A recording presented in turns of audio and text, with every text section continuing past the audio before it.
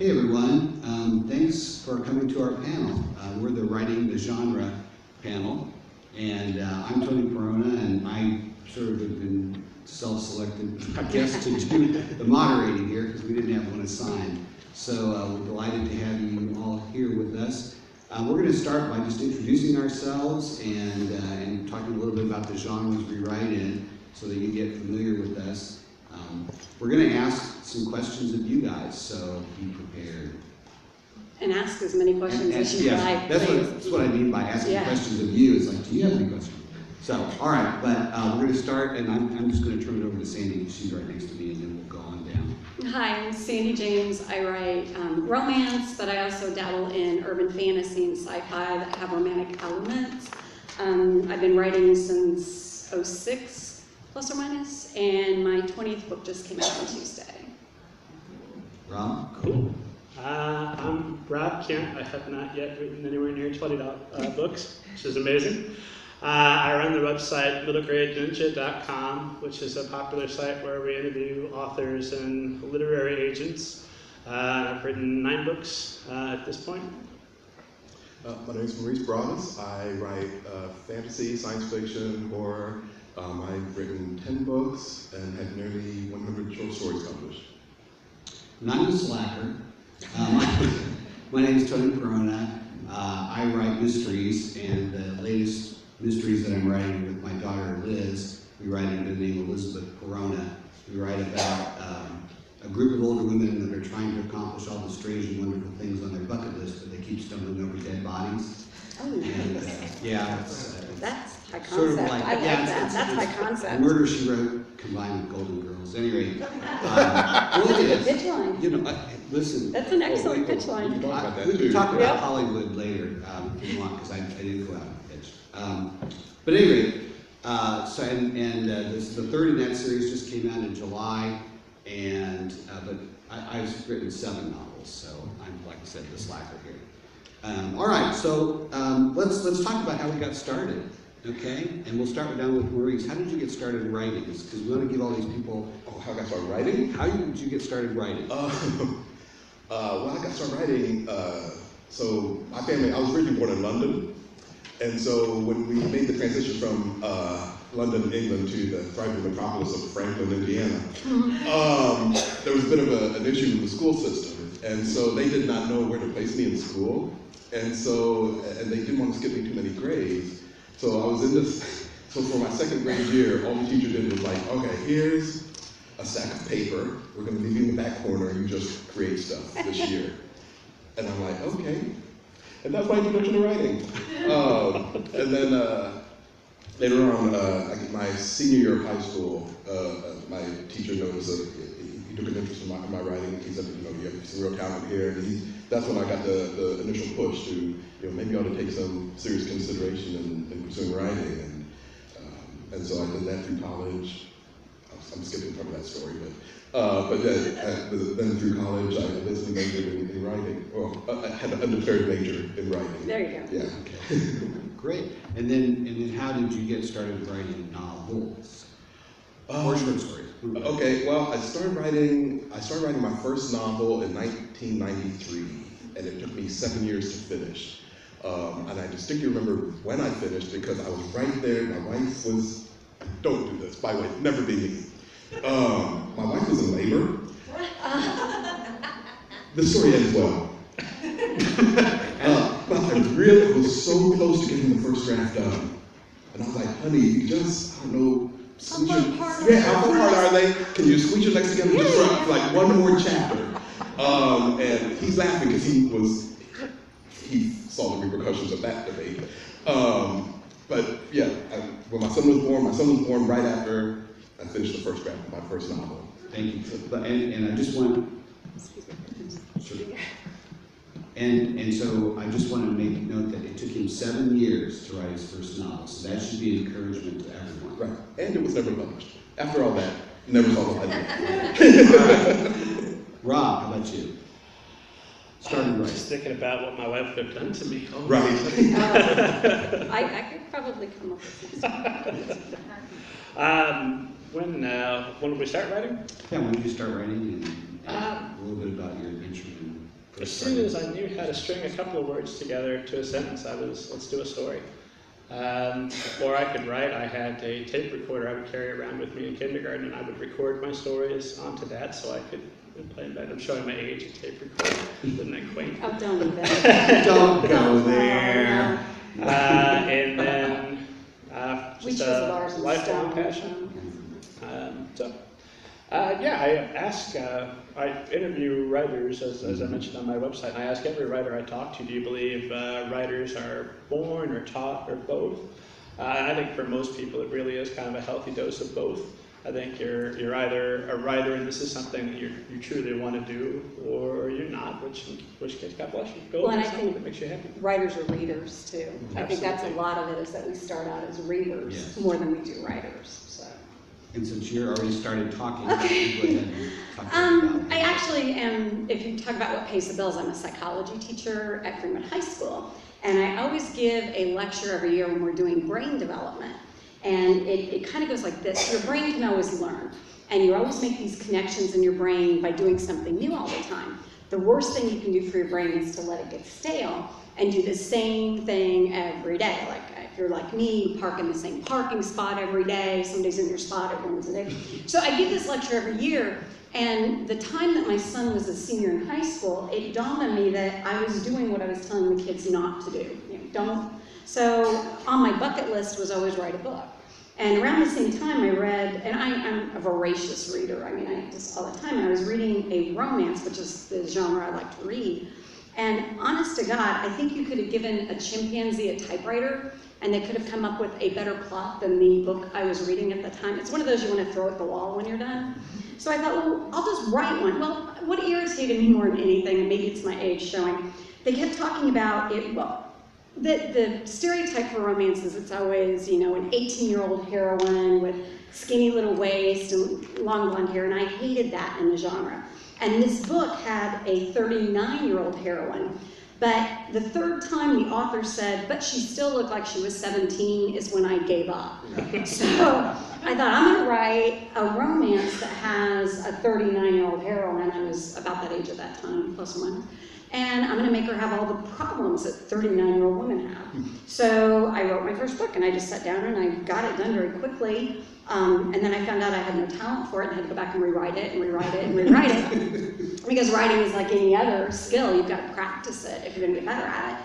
But it was like crack. I mean, once I started writing, I realized this was something I wanted to do. And I was finding time away from things I had to do to write. And so 20 books in 11 years. So, what does it say? The first step is admitting you have a problem. What's the youngest protagonist you've written about? Youngest, 20s, mid-20s. Yeah, mid-20s. And that was because the publisher asked me to. I like my heroes and heroines a little older. So. And be dragged kicking and screaming. Yeah, but it works. It works. Okay, and you mentioned that you're a teacher, and I want us to talk about professions, if we write full-time or if we have another, or if we're a working author. I'm deputy town manager for the town of Plainfield, and writing is something that while I like, it's hard to fit in, and so for me that's a difficult thing. I'm not addicted like you are, because I write in the wee hours before work, and I write on my lunch hour, and it kind of absorbs everything. So I got started writing. Well, actually, you talked about how you read romances and you just suddenly wanted to do it. And I had been reading a lot of mysteries. I was a big Agatha Christie fan, and after a while I thought, because I love Miss Marvel, and I thought, how hard can this be? I mean, she's an amateur sleuth, so she goes around and she talks to all these people, and they're all lying to her, and then she just keeps working on them until she figures out which one is lying, and then, of course, there's the fight for the life at the end, right? And I thought, how hard can this be? Well, I found out, of course, just like yours, you write your first drafts and everything, and then you discover that, I've got another 5 years of drafts before this thing even publishable. But, Well, I think by reading, the more you read, the more you get sort of the feel for what needs to be in the book. Mhm. So, you read romance, you write romance. You read mystery, you write mystery. And I imagine you guys read your genres. I mean, Well, kind of. I read crime fiction. That's what I read to relax. that's me too. Yeah. True crime, So, yes. yeah. And rule. So I read that to relax, and then but I notice that I do read in my genre, depending on what genre I'm writing that day. Like right now, I'm in an urban fantasy phase again. But I do also know that because of my love for crime fiction, that tends to influence how I approach even my fantasy stories. Oh, yeah. So are you a working writer or are you a full-time writer? I am. I mean, we all work. I am as of now a full-time writer. Okay. Good for you. Well, so what happened? Was, so I sold this trilogy. This is my first trilogy. So my first novel sold in 2009, and it was for an urban fantasy trilogy. And we can talk about that, how that happened accidentally also. But what happened is they said, so it sold in May of 2009. They wanted rewrites. They wanted me to add 30,000 words. Oh, ouch. To That's the- still better than subtracting. Right. Well, I pitched it as a young adult, I forget what I called it, young adult something or other, and they're like, no, that's not it. It's an adult urban fantasy novel, so add 30,000 words. So I'm like, oh, okay. And then they were like, because it sold as a trilogy, so I had to add 30,000 words by that August 1st. And then they needed all of book 2 done by December 1st. There you go. Oh, wow. We have deadlines on our list. Oh, yeah, deadlines. Right, okay. We're talking about deadlines, yeah. And I also signed on to be an editor for an anthology called Dark Faith, which was also due to be delivered on December 1st. So from June through December, my life was nothing but words, which was great because I hit all those deadlines. Yeah. I was a scientist at the time, Uh-oh. and my life was nothing but words. Yeah. At which point in December, my boss called me in and goes, "You do know your life has been nothing but words for the last 3 or so months." I'm like, "Yeah, you're kind of done here." So I'm like, "Okay." So in 2010, I basically started exploring, being a freelance writer and all kinds, and the adjustments that the family had to make as I wanted to just pursue this full time. And we were going back and forth between I was freelancing, and then I would take what I call a straight job for a while. But then once Buffalo Soldier sold and a couple of things fell in line for me, I was like, I'm going to make that leap back again into full-time writing again. And I've been full-time writing for the last couple of years, and it's really starting to pay off, so we're going to go at it. And so I'm a full-time writer, but I do teach, but the stuff I do on top of that is just basically for me. I do teach middle graders. I teach over at middle grade at Dodge Academy. And then I do a lot of community development work, but all that stuff sort of folds back in on my writing career because like next year I have a series of middle grade novels, middle grade detective novels that come out next year. So, Cool. So it all folds back on itself. Rob, are you a full-time writer or are you? I'm a full-time writer as of about 3 weeks ago, so it's pretty exciting. Tell us how that happened. Well, I've been working as a financial consultant for a little over a decade, and had made some hay while the sun was shining to set myself up to be able to write. And my wife also works full-time, and we have a 3-year-old. And so it's a great excuse. Writing all day, goodness though, I'm a stay-at-home dad. I'm very, very focused on, I would never just put on Barney and turn and work on my book. That would be terrible. I think that's what helped me is waiting until my kids were older. With my son, my youngest was a senior when I started writing. I don't know how you have time to write with a 3-year-old. So for me, the tremendous advantage was I was an empty nest. So that gave me a lot more time. Good. He's in a 2.5-hour class every day, which makes it very easy to set a routine. Because by God, from the moment he's in class to the time I'm done, the clock is on. Let's get our word count. Get that rolling. Can I interrupt just a minute to say that that's how I started. Because I was a stay-at-home dad with the kids, and when I would drop them off at what's then called Mother's Morning Out class, you gotta remember this is back in '92. There were really stay-at-home dads. It was a Mother's Morning Out class, but I dropped the kids off, and I'd have 2 hours, and 2 days a week, and I would go home, and I wrote the first draft in 18 months, working just basically 2 hours, a couple of days a week. So anyway, I'm with you. I'm with you. All right. That's great. Your schedule is set. You can't possibly get the And route. you have to be so disciplined about finding the time and using it wisely. Mhm. The best thing you can do in your writing is turn off the internet. That is the biggest time suck that exists in the world. Because it's like, well, I wrote 5 words. What's on Facebook now? I wrote 10 words. I better tweet about this. No. Just kill it. You Just trick kill it. yourself. You're doing research. This isn't just screwing Yeah, around online. I'm No doing one knows. research. Yeah. Mm, No. yeah. All right. So let's talk about word count, because you said write 5 words and you go to, then you're on the internet, and we don't want to do that. Do you guys have daily word counts that you try and hit while you're working, or how do you structure writing? For me, it's just to make sure that when I start, there's something productive going on. And I'm like you, I do about a 2.5-hour stretch. I was very lucky. I've been able to work part-time now. I went and teach 3 classes, and then I can leave, so it worked out very well. But from the time I get home around noon, I'll eat lunch from 12:30 until 2:30, 3 o'clock. I write. Internet goes off and I write, but I don't do counts as much as maybe it's I want to finish this chapter today, or I want to finish that chapter and get 5 pages in on the next one. But you have to self-motivate. If you don't, it's too easy to get distracted. So that time thing is a big thing for me too, is putting aside enough time to write. Rob, how about you? If I'm drafting, then it's, if I'm middle grade, it's 500 words because middle grade is a little denser. If I'm adult, then it's 1,000 words minimum, and well comfortable going above that when it's available. But I do most of my writing in the morning about 5 a.m. I take a walk before anybody else is awake, and it's my hour walk, and I'm thinking of what's going to happen with the story, so that when get everybody out of the house, get everybody breakfast. Son's got my 2.5-hour window, then it's go time. I know exactly what's going on the written page because I've already worked it out. It's just a matter of getting those words on paper. Maurice? Yeah, I don't do word counts. You don't? Nope. Okay. I guess the way I do it is,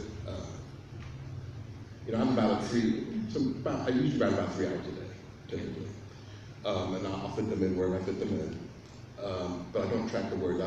Because I see that as kind of like an artificial pressure on me, because I have a lot of friends who are like, oh, I did 5,000 words today. And I got some people who are like, hey, I did 15,000 words today, that kind of stuff. And I'm like, nah, I don't need that pressure on me, and I don't want to even just put it out there. So what I do is I'm all about just being productive.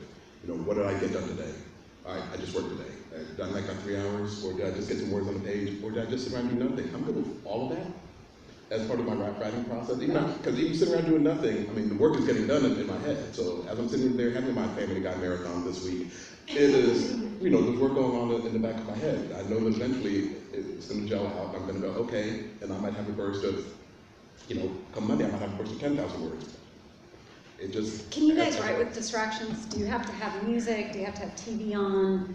Do you have to have dead silence? I usually have some noise. I have to have some noise in the background. Usually I write in a coffee shop because I do have to leave the house. I can't write at home. I go through the whole thing. I would get dressed, even if I wasn't teaching. It's part of my routine. I would get up in the morning, 6:30 or so, get dressed, go down to a coffee shop because I'm at work.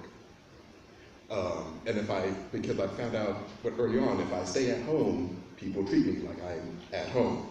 I'm suddenly running errands for not just my wife, I think a lot of people but all of my have friends. that same Yes, problem. It's like you're home, therefore you must not be very busy. So there's that side. And then there's the self-distraction with, even if I shut off the internet, ooh, that's a stack of dishes that need to be done. Before I can concentrate and be in my muse, and then my muse can come visit me, let me get the dishes, and let me do the laundry, and I could probably vacuum while I'm at it. So my wife loved it when I worked at home. Because she knew I would process my stories that way. But yeah, I have to physically get out and have some noise around me of some sort. It's not enough just to hear real voices and real conversations and let that just sort of come in. I'm going to give the alternate view to his, because I have to have word counts. When my publisher says I have a deadline and I know I have to have an 80,000 word novel, and I have just so much time, I have to do word counts. And I know I'm going to have to go back and do revisions, but I've got to, in the hours that I have before I start work and then in the lunch hours, I have to hit certain targets, even if it's crap, I still have to hit targets, because it's never as bad as you think. There's always something that's in there that you can Salvageable. That's salvageable, and sometimes you have to write for a half an hour just to get the juices going and to get through that.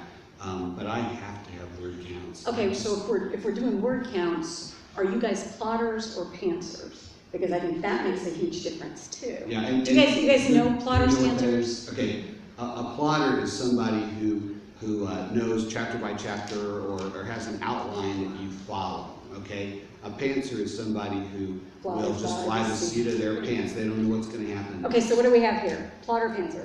Well, you're gonna hear that a lot out of me. I'm somewhere in between. I do enough of an outline. So I have four. You do an outline, yeah. right? Well, You're a plotter. I have 4 novels due in the next year. There you go. And so, and everybody's always like, well, turn in an outline. I'm like, yeah, that's not going to happen. I can give you probably what's going to happen in the first half or first quarter of the story, because I outline enough to get me started. Okay. And then after that, I kind of go where, I go until I stop. Where they take you. Right, and then when I stop, I'm like, okay, the novel's not done yet, let me now do another outline to see where we're going to go from here. So Yeah. I always do enough just to get me started. I hate writing a proposal because you're supposed to come up with a 5-page synopsis of what the story is, what the major motivations are, and the overall ending. And I always tell my editor, if they ask for a synopsis before I wrote the book, if it actually resembles the book when the book is done, it's just complete coincidence, because I am a pantser hands down. I go where they take me. Plotter, pantser. Rob, how about you? Loosely plotter, so I will do basically a crochet list. By the end of this book, I have to do this. I'll usually know the ending or the goal that I'm working toward, but I let the characters talk me out of it.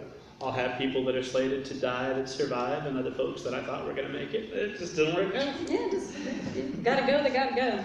Yeah. Plotter, pantser. I've done both, and the last book that Liz and I did, the Murder at the Mail Review, I was trying to be a pantser, and it was the most agonizing thing, and I turned in a really horrible first draft because it was due, and I had to turn something in, and so I turned in this really awful draft, and I kept telling my editor, I'll fix it, and I did, but I never do that again. I will outline. You just are what you are. I just don't think you can get away from it. Yeah. I just think it's the way you Do are. you think You that's have a because question. of genre? What? Do you think it's because of genre?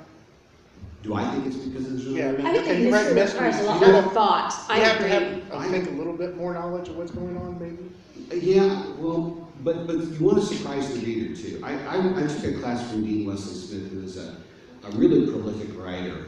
He's out on the West Coast. I don't know if you guys have heard of him. And he taught me to be sort of a pantser, but we were dealing with short stories. And I became convinced, and he kept saying, now this works for novels too. And his philosophy was that as writers, we write to entertain ourselves. And so we don't really want to know what's going to happen at the end. And That so sounds he like a taught us. pantser. And Yeah. so he was teaching us this way, and I was successful in doing that with short stories. And I thought, oh, well, and the 3rd novel was coming up, and I said, oh, well, we'll try this. Like I said, it was agonizing, but Well, and see, okay, for me, word counts are agonizing because Okay. do you guys all know what Nanowrimo is? It's coming up in November, Right. so. Okay, And I thought, okay, I'm gonna do this, and you're not supposed to go back and edit the whole month. It's supposed to be just brand new writing. As a pantser, that is the most difficult thing to do because you edit as you go. It's like, okay, I'm in 5th chapter. I decided I'm gonna go this direction. I have to go back and correct chapters 1 to 4 to make sure I cover that. And when I just had to keep writing, I ended up with a mess. And it took me longer to fix that because it ended up being one of the novels I published. But it took me longer to fix the mistakes of not editing as I went along. So I think you're just born, and as you develop your craft, you're a pantser or you're a plotter. I have to do this much plotting. I need to think about it for an hour before I go write it. I need a short outline, and you need the whole full outline. The whole thing. I think that's part of it. It's just a very organic process, and every writer is going to approach it differently, and it's what makes you comfortable that is most important. yeah, does that answer your question? Yeah, I was just curious Sure. because I know certain genres seem like they would structure themselves more to pantsers or plotters? I think that there are probably more mystery writers that outline, or at least have a basic You outline. need to know your red herrings, you need to know. Right. Yeah. Jeffrey Beaver, I don't know if you guys are familiar with Jeffrey Beaver. Jeffrey outlines 75%. Let me back that up. When he finishes with his outline, 75% of the book is done. I mean, that's how heavily he outlines. So I'm almost jealous. Isn't that remarkable? That's not the But way I that's, write. yeah, so he has after he finishes outlining, he has 3 months left because Yeah. he just has to fill in the details. Well, it's almost like he's bare bone writing the first draft in an Yeah. outline form. So Right. to me, maybe and it is maybe because I write romance, I have a lot more internal dialogue that goes on in the stories than plot. I mean, they're all plot driven, but there has to be so much that's internal that you've got to be feeling it as you write it, and you can't plan that. So maybe it is a genre thing. I've got one novel I wrote a very detailed outline for, every chapter broken down. And to this day, I do not have the novel, but I had the outline. The outline is just bang up. So there was no mystery left, nothing for me to want Fill to it in continue yourself writing. now. I have heard that before from pantsers, that if they do a synopsis, if they do too much of an outline, they feel like the story's already been told, so why bother writing it?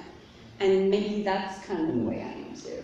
And plus, in romance, we know it's going to be a happily ever after. It's just the fun of getting there that's for me why I enjoy writing it so much. Yeah, when I do have to do full outlines, it's usually because the publisher said, hey, when are you going to write? Because they like whatever idea I pitched, and they want to see what it might look like, as the story unfolds. I would write a detailed outline, send it to them, and the only way I overcome the whole, well, now the story's kind of written. It's like, yeah, but I'd like to get paid. So, Yeah, I could probably force right. myself. I just don't want to. It's an organic process. So at this point, do you guys have any questions for us? Because we can take this, we can keep going in different directions and stuff, but we want to make sure that you guys We want to leave focus here- on what. Yeah, we want to make sure that you guys leave here with the tools that you need. Yes, ma'am. Is it hard to take words out of your novel and to add them? Is it harder to take words out of your novel or to add more words to the novel? Is that the question? Okay. And Sandy and I had a little discussion about this earlier. But maybe we should let somebody else start first. Either of you want to I start? would much rather cut words out. Okay. I would much rather cut words out. I find it a lot easier to do that than like I said, when I had to do the revisions, I had to add 30,000 words. That was painful, trying to weave in, kind of like another storyline, trying to weave in characters, and I'd rather just sit there I can lose words all the time. Because even if I cut words, if I had to cut 30,000 words out of the story, much easier. And chances are I'm going to reuse those 30,000 words anyway. So I'll find something to do with them. What do you think, Rob? I think they're both difficult. Typically, I overwrite. I love your shirt, by the way. That's a great Spider-Man shirt. But typically, I've got more material than could possibly fit my book anyway, and I've got to cut about 30 to 40% of it, just as a matter of course. And then even after I cut that, I'll still find things I want to add. Romance-wise, I'm good with either. You'd be amazed cutting if it's a word count thing, which is very rare with ebooks. That's one thing you don't get very often because it used to be the size of the book was based on, per word count, and that was a cost-driven thing. So you don't hear that as often as you used to. It's almost always add instead of cut, unless it's something like unnecessary dialogue tags. But honestly, I have no problem with either because where romance is concerned, if they're asking for more word count, a lot of times it's that internal process again. It's like I can go in and explore their emotions a little more. I can add a little of this. They want a new chapter where he meets, the heroine's daughter. Okay, fine. I can come up with some scenario in an ice cream shop. So cutting for me is sometimes maybe a little more difficult, but you can't be married to the words. And you can't be married to the words because there's going to be an editor that's going to go, I don't like this. And if you start fighting, you're done. So you've got to make yourself comfortable with both. I'm going to agree with her that you can't get married to the words. You have to realize that what you've written is not holy and it can't be deleted. That's a good way to put it. I find it easier to add than to cut, only because I usually put things in for a reason. And so if I have to cut them out, it's like, oh, dang, now how am I going to get that idea across? For me, the additions, for instance, in the new book that Liz and I just did, the Murder at the Mail Review, we try to have at least 2 laugh out loud scenes in the books. We try and have one about 1/3 of the way through, and then we try and have another one about 2/3 of the way through, just as a way of entertaining our audiences. And we didn't really have a good laugh out loud scene for the Murder at the Mail Review. We actually had one at the very beginning, and then we didn't have one then until like toward the end. And so we had to think of how to do this, and so we took the ladies to the American Legion bingo, and we had a lot of things going on at the American Legion bingo, including a would-be stripper that was pursuing one of the older women. And it was a lot of fun, but to me though, there's generally a specific reason why you need to add more words. Well, so it's like a little mini story.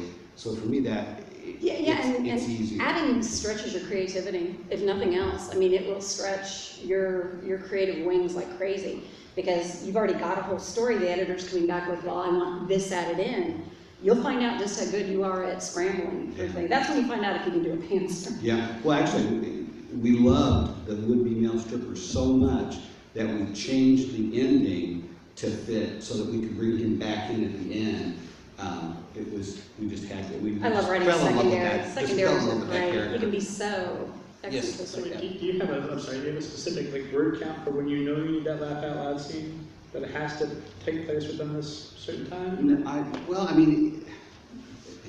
We haven't like defined. I mean, we don't define it and say, okay, you know, Chapter 6. Yeah, chapter 6, it's got to be there. But we generally know it needs to be between chapter 6 and 10 or whatever. And so we kind of let that, as we write the outline, we kind of let that organically come out. But it's just, for us, I know it sounds formulaic, and I hate to be that. But all genre fiction is formulaic. But yeah, it is. It has to be by nature. And for us, the humor is such a big part of the women's lives and what they do, and so for us, it's just a really important thing. So. Okay, yes, ma'am. I'm interested to see what you all have to say, because it sounds like you have some standalone and also some series books, and when you have to pick your battles with your editor about this character is essential to whatever is going to happen in the future, they say they're taken out, like what kind of battles have you had to go through individually to keep working? I may have been lucky. I've never had anybody tell me I had to yank a character before, so maybe I've just been extraordinarily lucky. I've had, okay, well, here would be the type of battle that you get, and do pick them very carefully. Your editor is your editor, and you have to remember there's a symbiotic relationship there, but they're still your editor. But in the series that just came out, this is the first book that came out in a trilogy, and because it's set in Nashville, she wanted music in all of them. And in the third book, he wasn't musical at all. He's a former quarterback, she's a nurse. It's like, who's musical? She goes, could you please write in something musical? So that's probably the hardest thing I had to do, was find a way to make this fumbling, huge 6'6" quarterback want to pick up a guitar and want to play it. So, they will throw things at you. You have to really think about and try to get it woven into what you've already planned. But I haven't had to cut anybody. Have you guys had to do cuts? Let's see, I haven't had to cut. I had a friend who had to cut, and watching her do that was a nightmare. In fact, it made me say, I don't want to work with that editor. Is what ended up happening, because the editor, and some of the changes seemed fairly arbitrary. Like they wanted to switch the gender of a character, race of a character, and they ended up making her rewrite the entire last third of her novel based off of that. And I was like, yeah, I'm going to be sitting over there. Now, I did have had, okay, so I just turned in earlier this year I turned in my Little Red Detective novel. Earlier in the summer, I got the notes back from the editor. And this is over like HarperCollins, so I wasn't going to pick any argument like that. But she sent like the 7 pages of edit notes. And I'm like, oh, okay, this is going to be painful. And it actually wasn't too bad. It was a lot of really good suggestions. So, and you can tell, I was pretty early into the edit letter where I was like, no, these are all really good ideas. And so so I knew I was in good hands. They come, when it seems to me, the larger the publisher, the longer the edit notes. And I think a lot of times they just say a lot but don't need a lot of change. And after a while, you get kind of used to that. It's like, here's 10 pages, and you end up making, 8 tweaks in the book. So. Well, the big tweak was she actually wanted me to add a baby sister to for the protagonist, and I was like, oh, I wonder how I'm going to do that. Again, back to the stretch of the creativity. I was like, but then by the time I was done doing that, I was just like, that was a really good note, and that really worked out well by the end. So. What's the name of this little great detective book, and where can we look forward to purchasing it? It's called The Usual Suspects, and basically anytime anything goes wrong in the school, they pretty much round up the usual group of guys we know one of you did it. who is it? And so the main guy is his name's Thelonious, and he's, well, there's a whole story there, but it'll be available starting next fall. I just turned in all the revisions like a couple weeks ago. So next fall, book 1, Usual Suspects. Sweet. You are hereby formally invited to appear on the blog. Gotcha. So, Rob, you haven't answered the question yet. You had to cut a character. I just came from the self-publishing class, so I'm very big on indie author, and the main reason was I had a literary agent and editor both kind of getting up on me for my middle grade detective book, which is about a biracial character, and they weren't comfortable with a biracial character being the primary star in a book by a white guy. And my take on that was, well, if I can raise a biracial son, I can write a book about him. So we're done here. So for me, that was the end. That was my line in the sand. Couldn't go any further than that. Well, and there's always other editors, and there's always other publishers. And so. Okay, great question. Yeah, any other? Yes, sir. Especially on the subject of self-publishing. I do like a lot of memoir writing and some creative nonfiction, and I've been writing here and there, trying to put my stuff out there. And I got a good friend of mine who's also does a lot of short stories, and basically he said, well, because of the way the business is set up nowadays, it's just you're better off doing the self-publishing, but also know like having other writers, the pitfalls of that. Is there a way to be able to navigate through to be able to get more of your independent work out there without the quality, say, suffering, as far as like trying to find a person who knows you well enough and has a good editor, so to speak, but not trying to change it for having that problem you have with ganging up? Okay, the question is, I guess it's really publisher versus self-publishing. And if you get your self-published out, how do you make sure the quality is good? Right? Yeah, I'm a hybrid. I've got 10 books that were published by Harlequin, Hachette, Grand Central, and then I have 10 that I published on my own. And as far as quality, critique partners, or hire a good editor, because there are some out there and they are really starting to take off with their own businesses, and they would be able to, but you never want to put anything out that is unedited, ever, because once it's out there, it's forever. So you want to polish it the best you can. I am very lucky my critique partners are both published authors. So we just pass stuff around, and we are as honest, and I mean, sometimes to the point of I'm not talking to her now. So you've got to have friends that are willing to do that. So I just had the best critique note. I was actually meeting with my writers group before this event, as I turned in a short story, and this lady looks at me and is like, "This story is on the verge of making sense." oh, good. Right, so there goes that writer ego, like, okay, and we're back now. Well, you can trust them there. They're honest. Right. Yeah. What about you, Rob? To answer your question, I think that whether you traditionally publish, I don't like the term self-publish so much as I like indie publish, I like it because too. even when you're not doing everything. If you've never professionally designed a cover before, don't start with your book. Right. Get somebody to do that. Hire a professional editor. I've got a couple that I use, and then I've got my hardcore critique group that I don't leave home without.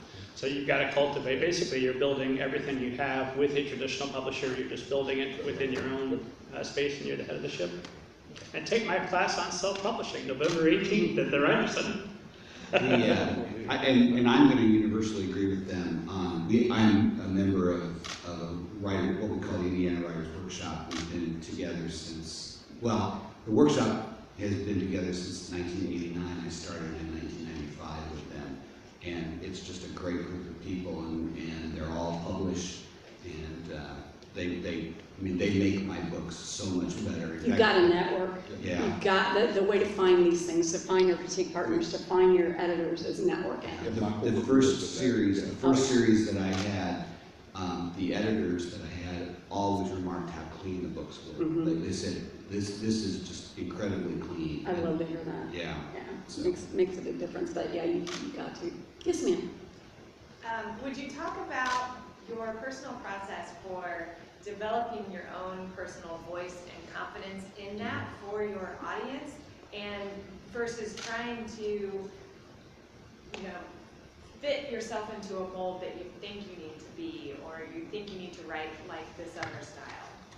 Okay, the question was to talk about our personal, how we developed our personal style, I guess, and did we feel like we had to be pigeonholed in a certain area, and how did we navigate that?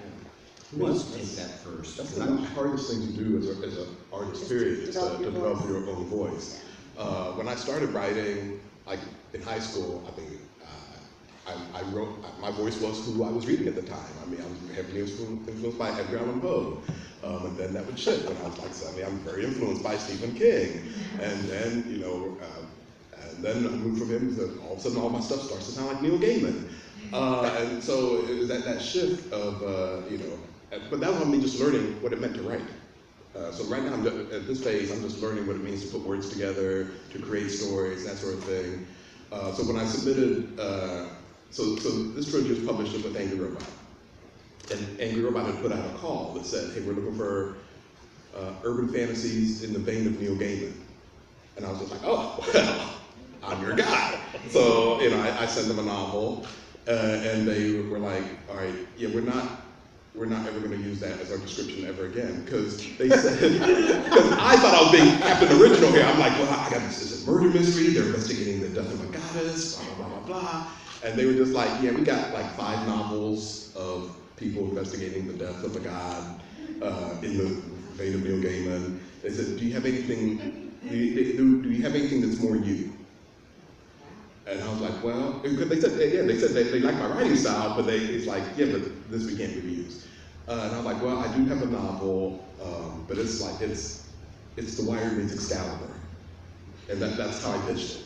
And they were like, if you can make that work, we will buy that novel. And that was when I started giving serious consideration to what does it mean to have a Maurice Broaddus novel? What does that look like in terms of the voice and who I am? And part of that is about figuring out who you are as a writer and a person. And that's when I realized, and this type of themes that would be prevalent in like one of my stories. So yeah, it's a difficult process, but it pays off because you want to be. When I teach a class, I say you want to be able to pick your story out of the lineup. Like I have several friends who who have such defined voices. I don't even need their name on the front of the book. Once I start reading it, I'm like, oh, Jeff wrote this. Oh, Nicole wrote this. That's when I know they have defined voices. And voice is so ironic because it's so hard to define, but the moment you see it, you know exactly what it is. Yeah. So my advice on developing your voice is just write and keep writing, and it's going to come as just an organic, natural part of your writing process over time. I can't even tell you what my voice is. My editors know what my voice is. My critique partners know what my voice is. I don't have a clue. I just write what I feel, and that's kind of, does that help any? It's how you put words together. I don't know. It's so hard to define. It's your way of telling a story. I mean, it's just how you tell it in your own words. And you put it next to other people, they would tell the same story in a different way. It does come from reading a lot, because you start, you're like milk in the fridge, you take on the flavor of everything else. If you're reading other authors, then you're going to start to write a little bit like them. But over time, through that curation of saying, okay, well, that's the type of story I like when I'm reading, so I would assume that my readers might enjoy that also. By picking and choosing different strengths and weaknesses of authors you like, you tend to put together your own package. That's a good one. And your voice is a stew. Before we take another question, I would just like to say that She's one of an example. what the voice would sound like? Maybe that would help. Can you give an example? When I'm writing the romance that I just finished, it's due on the 20th. It's with my agent right now. As I was writing that, I immediately, and maybe it's because I teach psychology, I put myself in their shoes and I try to write the way they would feel. So what comes out of me tends to be hearing a lot of my own internal dialogue. You know, how I would react if I were in her shoes. And so after a while, mine ends up being, you know, here's a stretch of dialogue, here's what she's thinking while they're saying that. Then here's some more dialogue, here's what he's thinking while this is going on. So I tend to get a dual third person going in my voice. But a lot of times, it's like I abhor adjectives, I stay away from adverbs. My voice is very straightforward. You know, I won't say he walked slowly, I'll say he ambled. You know, I won't say she shouted loudly, I'll say she bellowed. So mine tends to be very unpadded, I guess you would describe it. And the thing is, when I read other books, I see that stuff immediately, so maybe my voice comes through in stronger verbs and stronger, you know, adjectives, because I hate it when things are over-described. So, does that help any? Okay. The thing that made a difference for me was I was taking a workshop at the Indiana Writers, the Indiana Writers Center. Let's plug those folks. Great group. And I had a teacher who read my stuff, and she was, and because I was writing a novel, but then we would have in-class assignments, and she said, you know, your in-class assignments come alive, but all this novel stuff that you're writing doesn't. And she said, the difference that I see is that you're writing the stuff in the novel in third person, but all the stuff that you're writing in class is first person, and that's where it's really coming alive. And she said, I want you to go home and take the first 4 chapters of this novel, and I want you to write it in first person. And that was incredibly freeing, and that was when I really discovered what my voice was. Now I find I can write in third person. In fact, the bucket list novels are written in third person. But it took a teacher to say, you know, here's what I see in you that helped me with my voice. So. Well, and I think some people are more comfortable in third past tense, some people are more comfortable in first person present tense. You just have to find what works. Yeah. Okay, so we got some people in there. Okay, in the very, very back. Yes, up there, with your hand up. Thank you so much for having this workshop. My name is Rochelle, and I just published my first book. It's called Joy is in the Now Place, and it's a non-fictional. Thank you. Congratulations. Thank you for that one clap. But That's amazing. Nonetheless, I have, and it's about being present, not being anxious about the future or being, you know, weighed down about the past. So, and it flowed through. This is my husband Dwayne. He comes with me many places. 31 years in. But anyway, that's another book. But I love the product as far as how the book came out, and I'm getting such positive feedback from people. My question is, I'm also a romantic person, and I just thought maybe since I started writing my first book is a nonfiction, if I'm inspired, which I think I am, eventually to write a romantic novel of some sort. Yeah. Am I just typecast, or should I just stay in that lane? No, in fact, my husband passed away a year ago of colon cancer, and one of the projects that I'm working very slowly on, because it's kind of like, you know, cutting your wrist and bleeding on the computer, I'm writing a book about what he went through. Wow. So I'm going to switch, and it's, you know, we had a love story, so my romance is going to be in there as well. But don't feel bad at all about switching. You know, I write, you know, contemporary romance because that's what my publisher wants me to write. When I write for myself, my indies are all, you know, historical romance, Old West. When Harlequin wanted me to write for Karina, I wrote urban fantasy. So there's nothing wrong with, if you feel romance in your soul, go for it. That's what genre is all about. So do I still keep my same name on it? I don't have to like why not? rename or Well, there are some arguments over authors' names and stuff. Like my sci-fi is under S.J. James, but I think we're past that. I think once ebooks really started to take off, I don't think you have to be, you know, Stephen King writing as Richard Bachman. You know, I don't see any problem with building on a name instead of diffusing your audience. Right. So I think only the big name authors have that trouble. Sarah, okay, I'm going to drop a name. Sarah Prensky is a friend of mine, and she has struggled with her publisher because all they want are V.I. Wisharski novels. They don't want some of the one-offs that she does. And so I think the big name authors may have trouble with that, but us little peons, we can do a lot of different things. That's not entirely true, because as a peon, I've had that struggle. And I've had it on two different fronts. So one, okay, sorry. Never mind. well, because like for example, so like so this is the urban. I'm just gonna tell all kinds of tea right now. So the first book of my trilogy did really, really well, right? But then it entered what's called a death spiral. All right, I know it sounds as great as it does. And so like books 2 and 3 didn't do as well, right? And so this came out through a major publisher, and so now there's a track record on me. You know, like, oh, well, you know, if I go to sell another urban fantasy, well, we have your numbers here. Yeah. We know exactly what you can do as an urban fantasy author. Like, oh man, that's too bad. Oh look, I'm now a steampunk author. You have no numbers on me for that. And now I'm a middle grade detective writer because you have no, and so there's nothing wrong. And right now they're all like, could you actually just pick a genre and stick with it for a while? But I'm a shapeshifter. I love writing what I write. Yeah, no, I write what I want to write, and I don't see any reason to peg yourself into a genre. But the flip side of that though was, and this was the longest contract negotiation of my life. It was with HarperCollins over the middle grade, because they said, well, if you're going to write middle grade detective novels under your name, we don't want you writing any other type of book under this name. And different publishers will approach it different ways. Right. Mine are like, publish, just get your name out there. So right. It depends on your publisher. Oh, that was a battle I didn't choose to fight, and so yeah, so now it was ridiculous. They even had like non-compete. They do.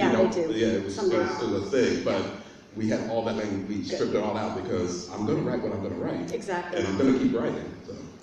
I started writing middle grade books, for children, and that's where all of my branding was. And then it was the horror novels that took off, and the people were mostly interested in my name. So I'm doing a relaunch of my first BANNEKER Bones, my middle grade detective character. He's getting a sequel and possibly a third book here, and those books I'll write under Robert Kent, continuing for the horror, but those books will be under Rob Kent. So not a big stretch to find me, but a clear sign for parents that, hey, I'm not going to say the F-bomb at all in this one, whatever the other ones, whatever happens. The American Eagle. Is that Eagle? Yeah. The American Eagle t-shirt back there. For those of us who can't really get an editor or get a publisher, how do you feel about writing and publishing on a website? Okay, the question is, for those who are struggling to find a publisher or an editor, how do you feel about publishing on a website? Are you talking about a personal website? Or are you talking about Kindle and Nookbook and? There were like Wattpad or That's how Andy Weir published The Martian, and it worked out well for him. Yeah, it worked out very well.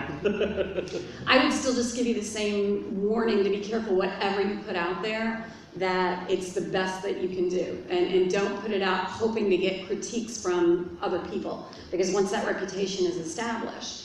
So I would recommend, though, more along the lines, if you want any indie publish to do draft to digital, smash words, those might be better ways to go, where you have control over where it's sold, but they also take care of your distribution. It saves you a lot of headaches of formatting and stuff like that, because it's not just say, here, download my PDF.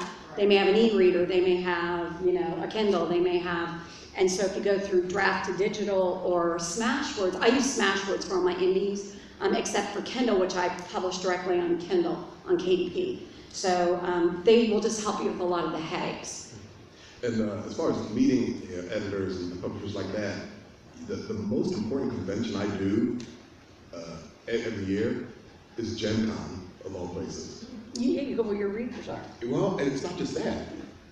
Gen Con, like almost every major book deal I've gotten is stemmed somewhere at Gen Con. Somebody at Gen Con. Yeah, because editors go to Gen Con. Yes. Publishers go to Gen Con. I think there are like 5 publishers lined up to be at Gen Con next year. And in fact, they span, Angry Robot's going to be there, Tor.com's going to be there, Rosarium's going to be there, Apex Books is going to be there. So publishers are at Gen Con, and agents now are going to Gen Con. Well, and see, we have Romance Writers of America that has a big annual convention every year. I made a lot of book deals there before as well. You've got to go where they are if you're looking for them. But my thing is, Gen Con is in our backyard, and like 30 years I didn't even go. I'm just like, well, it's a gaming convention. Why would I go? But then someone did point out, yeah, by the way, you do know the people will be buying your stories. Well, I did one of these with one of my critique partners because she writes sci-fi and I had the new sci-fi book out. We did this for Starbase Indy once. So we went to where there were science fiction fans and we talked about writing and publishing, indie publishing science fiction books. So just keep your ear to the ground and keep writing, get it polished the best you can. And if you can't find who you want to work with, then indie publish. There are a lot of people like The Martian. You know, I have a friend that indie published at first and now is on the New York Times bestsellers list. So it happens. Yep. But just like Maurice was saying, however you publish, if you're on a blog, wherever you're at, once you create a history for yourself, that's going to follow you on to whatever your next project is. Everywhere you go. Okay. The hands all over the place. Yeah, I know, we do. We haven't been on this side yet. And we've got time. We'll get there. Yeah, we've got plenty of time. 35 minutes. Yeah. So. I wanted to kind of build on the name discussion, and I hear what you're saying about, you know, with different genres, it's fine. But I wanted to get more into different age groups, like you were talking about, because I've got right now coming out with middle grade steampunk. I'm also working on, you know, a sexy adult contemporary. And so how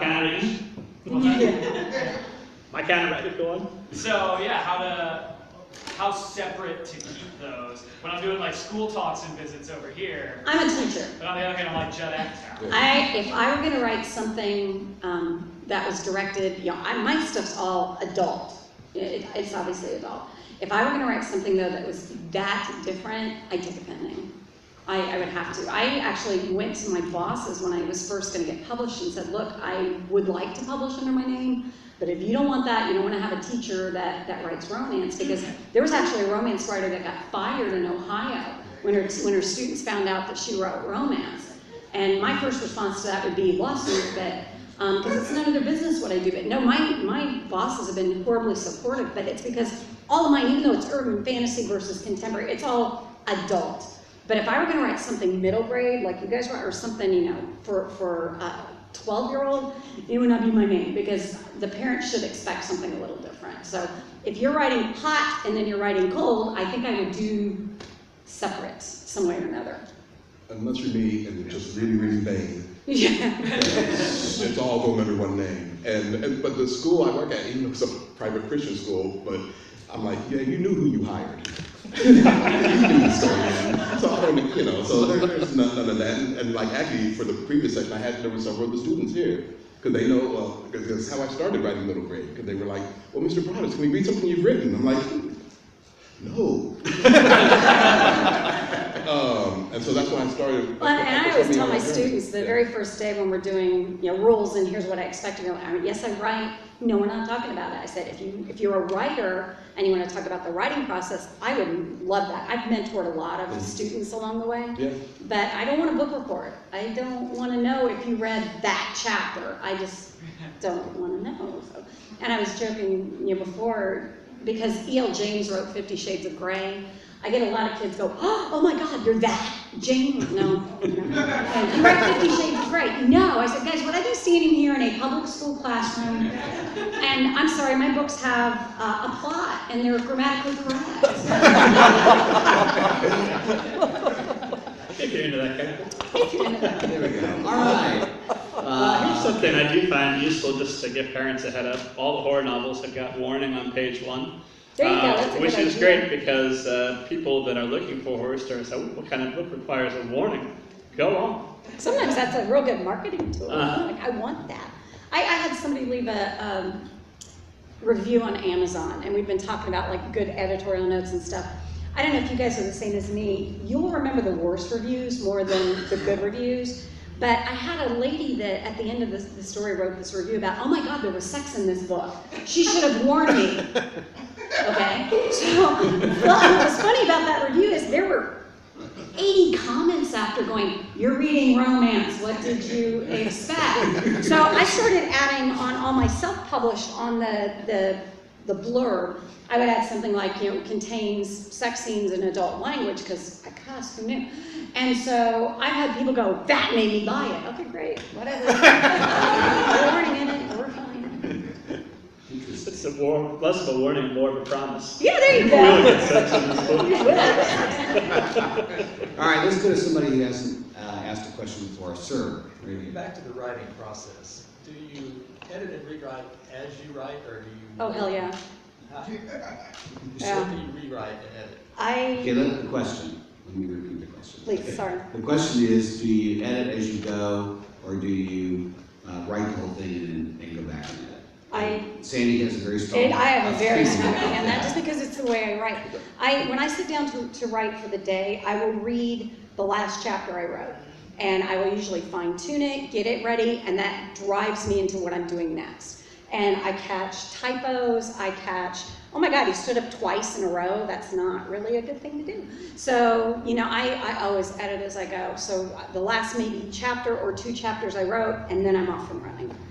And I am the polar opposite. So I pretty much just go until the first draft is done, because I need to know what I'm working with, because I don't have the story all worked out yet. I have the beginning of the outline, and I've gone, and I'm like curious, how does this thing end? So I have to write until I get to the end. So once I've gotten that first draft, which, in some ways might as well just be the outline at that point, I'm like, okay, now I know what the story looks like. So now I can go back and I can start filling in the blanks a bit more and make sure I'm building to where now that I know where I'm going, now I can actually build their intent with more intent in my second draft. I start every day by rereading the previous day of editing, but not in depth. I'll do a good polish because it gets me in the mindset and it gets me ready to work on new stuff, but I'm going to do 9 more drafts before anybody beyond my immediate circle reads it.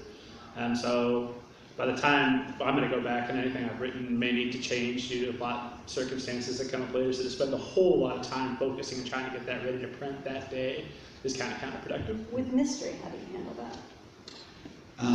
The first series that I wrote, I did a lot of going back and editing, and it took me years to get novels done that way.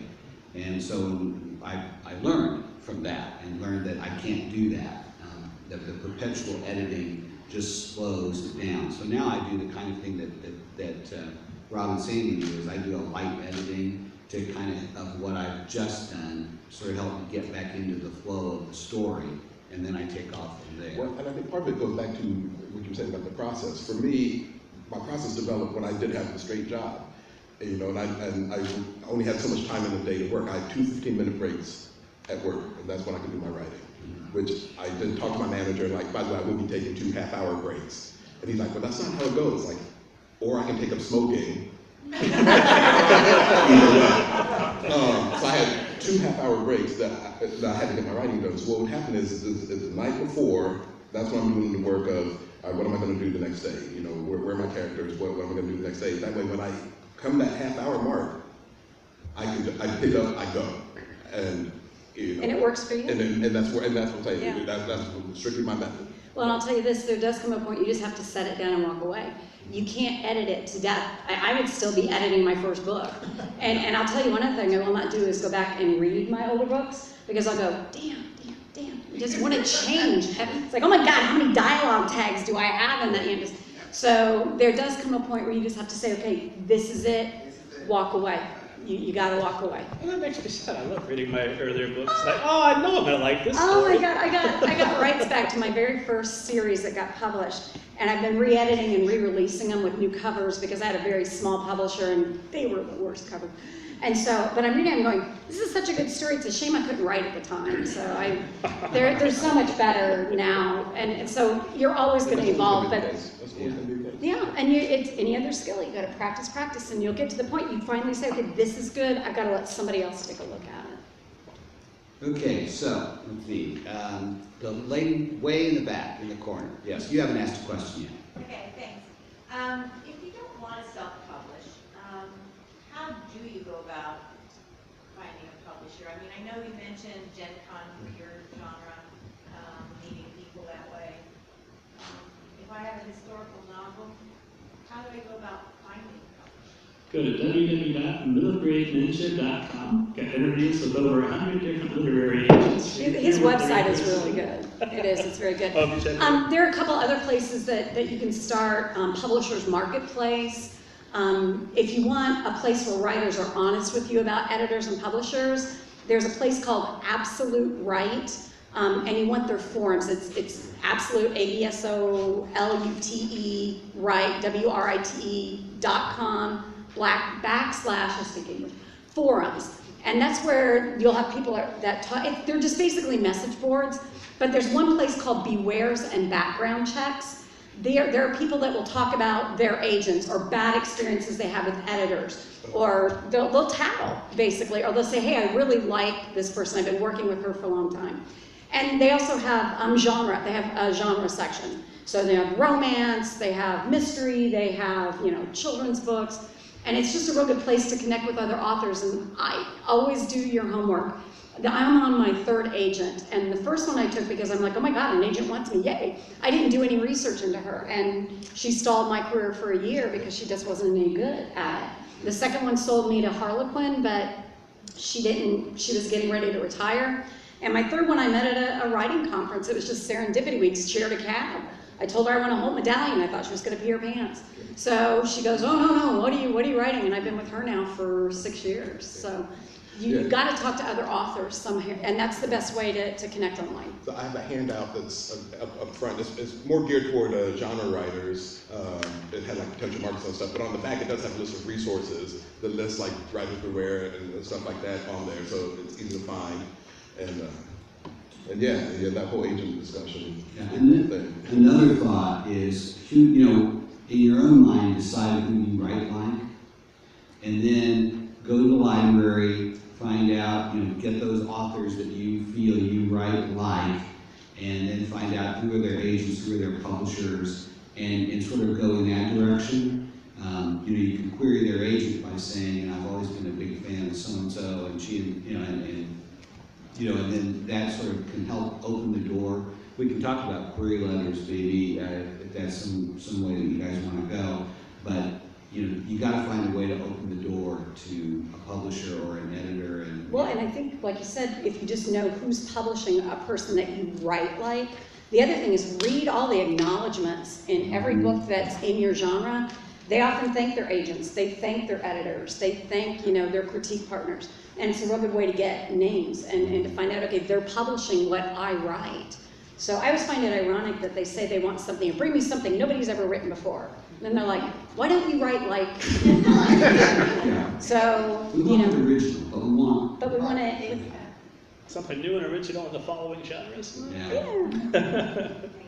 Okay, let's see. All right, so have we... No, okay, so we haven't had Angela ask a question, so go ahead. Are there any anthologies out there to join you? I was going on a few years ago, any deadline. Are there any anthologies out there now? Are you talking about joining in another group's anthologies? A short story into an anthology with other authors. Anything? Well, I know for mysteries, I belong with Sisters in Crime. I'm a Mr. Sister. And I love that. Yeah, anyway. But our local chapter, the Speed City chapter, does anthologies quite a bit, and we encourage our membership to submit, for that. But we do go through an editing process. I mean, we will not, just because you're a member, it needs to be really good. I've edited 2 of their anthologies, and it was really good, but it was also hard because people and sometimes it's really tough. And it was written by your writing group? It was written by our writer. And I think that's you just have to connect with other writers and find out what they're doing. I don't talk about it much. I actually have 18 other books that I wrote under a pen name because they're all extremely not child-friendly. And several of those are anthologies that I wrote with my critique partners and my author friends. So I connected with them through a writing group, through a professional writing group. Have you guys ever done anthologies? Oh, I do almost exclusively anthologies. Oh, Right. awesome. Are you are you from Indiana? Yes. Do you go to Indiana RWA? I was going years ago and then Come talk to me after real quick and I'll tell you, because we meet once a month and it's a real good way to connect with romantic suspense writers. We also do YA, so, you know, Sisters in Crime, I'm sure, have other genre authors. But the best way, if that's the genre you write, is to connect with a professional group of others. And I would think Sisters in Crime would be a good one to connect with, too. And we talked a little bit earlier, at least Sandy and I did, about the importance of organizations to get involved in. If you're, you know, for me, Mystery Writers of America and Sisters in Crime are two biggies. And they've been great helping professional development, as well as just, you know, friends, people that are doing the same thing that you do, and it's always good to be able to talk to those kind of people. How do you, yeah, I'm a, well, not right now, but I've been a member of SIFLA, the Science Fiction Writers of America, HWA, which is the horror writers, and then the thriller writers also, that's the International International Thriller Writers also. And then also there's a website there's one called Duotrope and one called Raylands, and they're always listing what anthologies are open and available also. Yeah. Mystery Writers of America nationally does an anthology every year, and as a member you're eligible to submit to that. Now the editor, the guest editor, will always select 10 of his or her friends, but then the other 10 are usually judged from that, and I just judged an R.S. Stein anthology, and it was a really interesting thing. But for middle grade readers, it comes out next November. And keep an eye on the genre publishers. I know Harlequin does anthologies several times a year. They'll pop, you know, it's like, oh, we're going to do a cowboy anthology, and so they'll do, like you said, submit a bunch, and then the editor picks the stories that they like. So always follow the websites of the publishers of the genre that you write. That's very helpful. Yeah, because Rosario has an anthology or something right now, and I think it closes in like November. That's a. But I would check, definitely for romantic suspense, I would check Harlequin and I would check their EPUB Carina, because they're always looking for romantic suspense anthologies. So follow the genre websites. Okay, American Eagle back there. Can you sit down another question? Thanks very much, Matt. Thank you. You're welcome. American Eagle back there. You've been raising your hand, and I'm trying not to ignore you, but I wanted to make sure everybody else had a chance to ask questions. I wanted to know, how do you get away from the redundancy when you're writing first person? How do you not start the first sentence or every other sentence with I? That's how you develop your voice. That's where your voice comes from, is making yourself learn to say it in a different way. Because I've written a couple first persons, and it is so tempting, you know, I this, I that, I the other. And you got to get away from that by developing your voice. You know, tell us, instead of what you are going to do or what you're doing, what do you see? You know, you can still write it in a very descriptive voice in first person. You know, the sunset's still going to cast beautiful colors across the sky, and you don't have to say, I saw the sun cast beautiful colors across the sky. Read first person. Pick up a lot of first person books and see how they start their sentences. You know, go through with a highlighter and highlight every time they start the sentence with an I. And then notice that maybe it's every 6th sentence, every 8th sentence. It's just a matter of reading what you want to write. And I would find first person books. You know, Hunger Games is first person. You just find a different way to say it and explore your senses. That's one of the ways to get away from it being just he said, she said, or he did, she did, is to be descriptive. Set the scene. It's part of your book. It's part of your characterization, is what are they experiencing with their senses? Because what you put in there that they're experiencing, your reader will experience as well.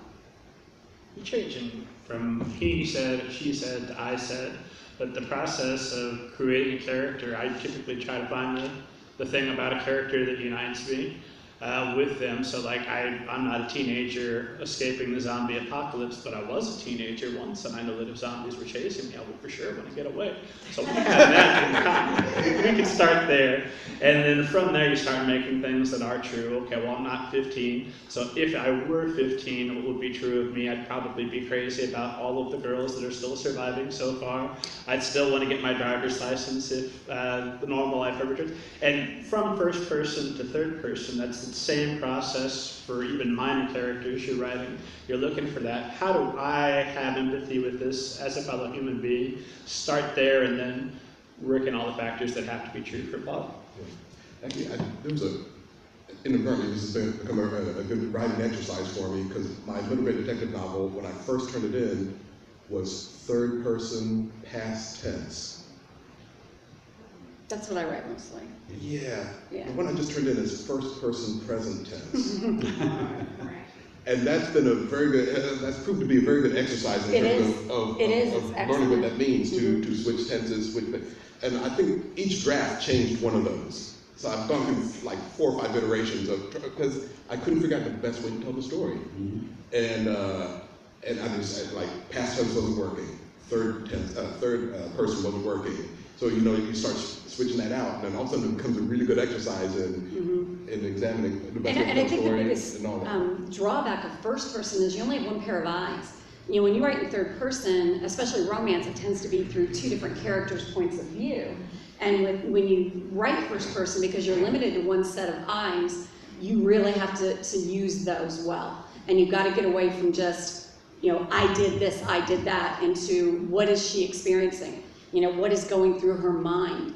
That allows you, and then describing what you see other characters doing. That's a big part, because you're the only one that can tell the story, because you're the only one that sees what's going on.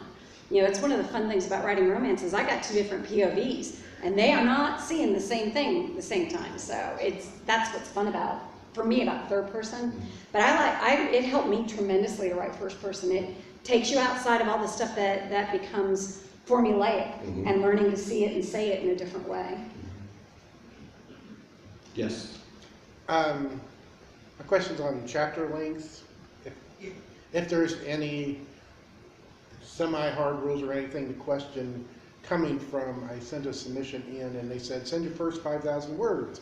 So I went to my novel, went about 5,000 words, and that ended up being my first chapter. Oh, no. Oh, no. That's a long chapter. The question is, essentially, how long should the chapter be? This gentleman had a publisher request the first 5,000 words, and he hadn't even finished the first chapter with it. The publishers kind of decide that. So know what the publisher looks for. Pick up a couple of their books, and this one's about 2,500 per chapter. Well, I tend to write scenes, really. I just want to say that the trend is towards shorter chapters. I mean, it's starting to get that way, isn't it? It is. Yeah. The trend is really towards shorter chapters. I picked up a Scott Pratt book the other day because my degree is actually in criminology, and I we're getting close. But his were, 500-word chapters. Mine are 2,500. So I go with what makes my publisher comfortable, but 5 is a little long. Yeah, so find out what that publisher publishes and just go through and how many pages. That's plus or minus 250 per page, and give it a good guess. And genre also affects that. Yeah. So. And it's important to end it at a good spot. You want to hook. And a long scene can be broken up over a couple of chapters. I'm sorry. What? Like James Patterson has 50 words per chapter. Yeah. That's the way the Pratt novel was too. And there's Jonathan Franzen who doesn't have chapters. He just writes like pages and has a whole break. Well, and I read Stephen King's Dolores Claiborne, 1 chapter, whole damn book. So, Yeah. I kept thinking I have to have this continue, but we have got to take it up top, if that's okay. I would love to invite our authors. A wonderful job today. Thank you so much for taking all your questions.